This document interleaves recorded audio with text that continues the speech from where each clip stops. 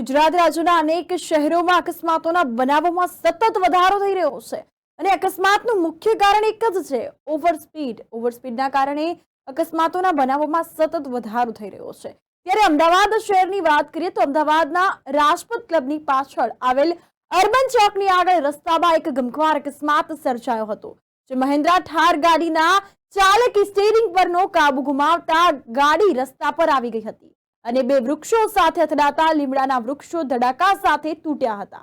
અકસ્માતમાં કોઈ પણ પ્રકારની જાનહાનિ થવા પામી નથી તેવું જાણવા મળ્યું છે, પરંતુ ગાડીને મોટું નુકસાન થયું છે। જી હા, ગાડીને ખૂબ મોટા પાયે નુકસાન થયું છે। દ્રશ્યો સામે આવ્યા છે, દ્રશ્યોમાં આપ જોઈ રહ્યા છો।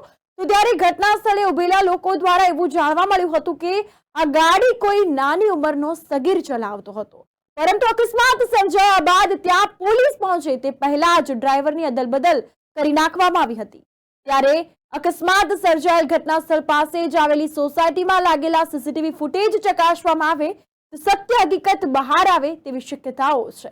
રાજપથ ક્લબની પાછળ આવેલ અર્બન ચોકની આગળ આ અકસ્માત સર્જાયો હતો।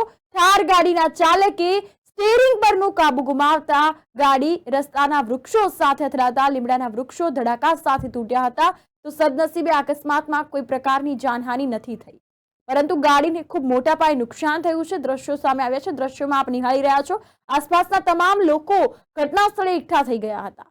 આ દરમિયાન ઘટના સ્થળે ઉભેલા લોકો દ્વારા એવું જાણવા મળ્યું છે કે આ ગાડી કોઈ નાની ઉંમરનો સગીર ચલાવતો હતો, પરંતુ અકસ્માત સર્જાયા બાદ ત્યાં પોલીસ પહોંચે તે પહેલા જ ડ્રાઈવર અદલબદલ કરી દેવામાં આવ્યો છે। જી હા, અકસ્માત સર્જાયેલ ઘટના સ્થળે સીસીટીવી ફૂટેજ પણ લાગેલા છે। એક સોસાયટી છે, ત્યાં સીસીટીવી ફૂટેજ ચકાસવામાં આવે તો સત્ય હકીકત બહાર આવી શકે છે। હવે તંત્ર દ્વારા શું નિર્ણય લેવામાં આવે છે તે હવે જોવું રહ્યું। તો રાજપથ ક્લબની પાછળની આ ઘટના છે। રાજપથ ક્લબની પાછળ આવેલ અર્બન ચોકની આગળ રસ્તામાં જ અકસ્માત સર્જાયો હતો, જે મહિન્દ્રા થાર ગાડીના ચાલકે સ્ટીયરિંગ પરનો કાબુ ગુમાવતા અકસ્માત સર્જાયો હતો। તો જેસીબી દ્વારા ગાડી જે ઉચકવામાં આવી છે, દ્રશ્યો પણ આપ જોઈ રહ્યા છો।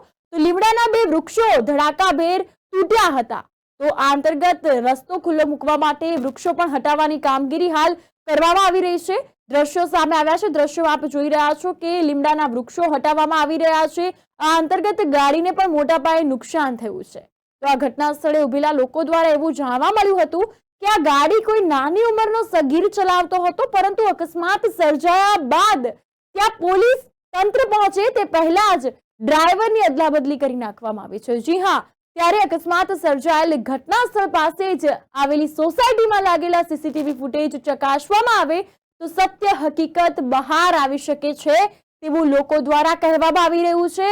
અને અર્બન ચોકની આગળ જ આ અકસ્માતની ઘટના સર્જાઈ હતી। પોલીસ તંત્ર પણ ઘટના સ્થળે પહોંચ્યું હતું। હવે આ અંગે તંત્ર દ્વારા શું નિર્ણય લેવામાં આવે છે હવે તે જોવું રહ્યું। જેસીબી દ્વારા વૃક્ષો તથા થાર ગાડીને હટાવવામાં આવી છે, તેથી ટ્રાફિકના દ્રશ્યો ન સર્જાય અને ટ્રાફિક જામ ન થાય તે માટે કામગીરી કરવામાં આવી છે। પોલીસ પણ ઘટના સ્થળે પહોંચી છે। આ અંગે વધુ શું તપાસ કરવામાં આવે છે તે જોવું રહ્યું।